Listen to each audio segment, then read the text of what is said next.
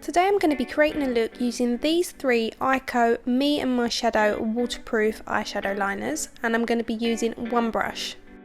So this is a really easy and super quick way to create a soft smoky eye.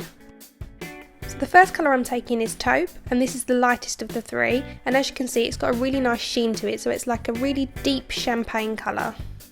I'm applying that directly from the tube to the eye, and I'm working that over the mobile eyelid, so right from the lash line up to the crease.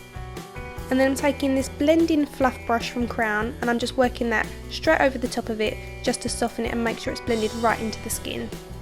There's absolutely no need for a base with these. They are waterproof, so they blend really easy because they're really nice and creamy, but once they set they do not budge. So I've applied another layer over the mobile eyelid, and I'm also taking that underneath the lower lashes. You don't need to be neat about this. And then using my brush, again I'm softening that. I know a lot of people that just wear this on their eye in the daytime for a wash of colour. Next I'm taking this one, which is a matte eyeshadow, and this one is in chocolate. So as it's matte, it's not going to be reflective. We can take that through the socket, and this is going to deepen that area for us. So as I said, these are super soft, so they just work onto the skin really easy. So again, you don't need to be neat because it's so easy to blend out. So I've just put that onto the outer corner of the eye quite messily, and then using my brush in circular motions, I'm blending that through the socket. This is just one of a handful of different ways you can wear these products. You don't have to do it in the same order that I'm doing it. This will give you the more classic smoky eye. If you wanted a more grungy appearance, then you could apply the two darker shades all over the mobile eyelid and not be too neat about it.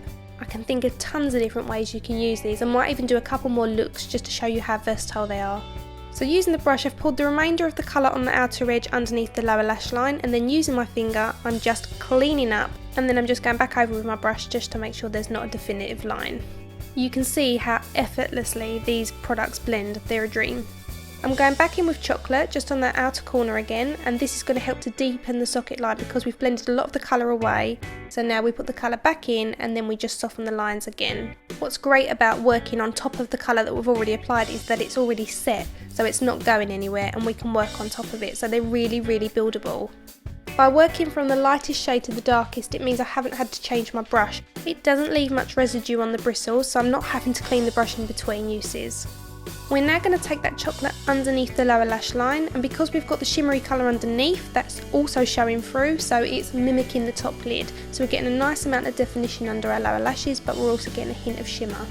Next I'm using the darkest of the three. This one is called Charcoal, so it's almost black, but it's shot through with a subtle hint of silver shimmer.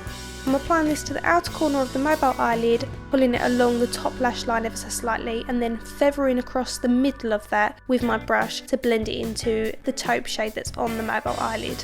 You also want to make sure you feather the seam at the socket of the eye too. I'm also running that underneath the lower lashes, but keeping it as close to the root as possible, and I'm only taking it a third of the way down, and then I'm going to use my brush again to make sure it's connected to the outer half of the top lid and make sure that it's all seamless. You then just want to run the charcoal along the waterline and tight line, and then we're just going to apply our favourite mascara and also a set of lashes. So this is what it looks like with just your mascara, and then this is what it looks like with a set of lashes on. Now, as I mentioned earlier, this is just one of a handful of different ways you can apply the products. I also forgot to mention at the opposite end of these tubes is a little brush that comes with it, but I didn't think it was too suitable to create this particular look. You needed a soft fluffy brush for this. Thank you again for watching. If you enjoyed the tutorial, please give me a thumbs up. If you've got any questions, please leave them in the comment section below. If you haven't done already, please subscribe, and you can also click on these two from my previous tutorials. Thanks for watching.